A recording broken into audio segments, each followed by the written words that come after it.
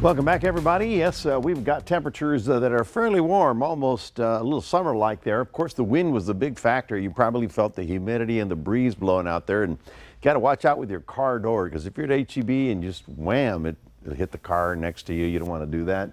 Anyway, as you can see, our temperatures, a few 70s out along the coast, but generally speaking, everybody in the 80s. Strong southeast winds, and in fact, you can see we've had a peak here, or a bullseye, so to speak, where we had the 30-mile-an-hour wind gusts, and of course, even farther south, it was a little bit stronger. All this is reacting to this area of low pressure in North Texas. This is the storm that came out of the west coast. It is now traversing the country, and it's going to be riding up. But as far as we're concerned, high pressure down in the Gulf is really bringing in that wind into our area. Now, this front is supposed to trigger a few little thunder showers. It hasn't done it yet because the atmosphere is too stable. It's got plenty of humidity, but it's just too flat for it to do anything. So we're watching it. Now, that front is going to approach our region tomorrow, come through here in the afternoon hours. I think all the rain will stay north. That's my opinion. And then after it passes us, we've got a spectacular Friday night and Saturday, because we've got dry air blowing in behind it. Not particularly cool because we'll have plenty of sunshine, but low humidities for the weekend. Couldn't ask for better, because it's a big important weekend, right? We got the next storm coming out of the Rockies there, but none of that will affect us until early part of next week. So the big thing is, when does the front come through? Looks like it'll be here about 2 or 3 o'clock in the afternoon. Now, here we have the severe weather expected for today.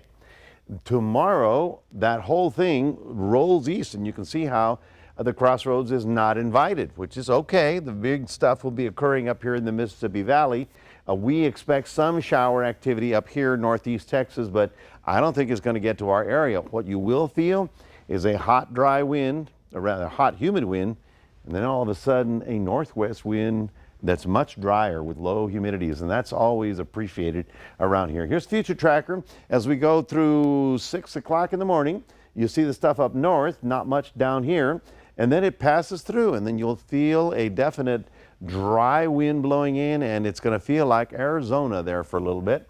And then we see that whole thing blow offshore, and we say goodbye to it. It doesn't last very long, because by the time we get to Sunday, a lot of that moisture comes back into our region and brings us a chance of a little sprinkle or two. So, but it's nice for the time being, okay? So here's your forecast. If you happen to be going out into the waters, and I keep telling everybody, the wind, the small craft advisories is still in effect. It's a very windy weekend, and the weird part tomorrow is that it'll be strong out of the south, then switches around to the northwest.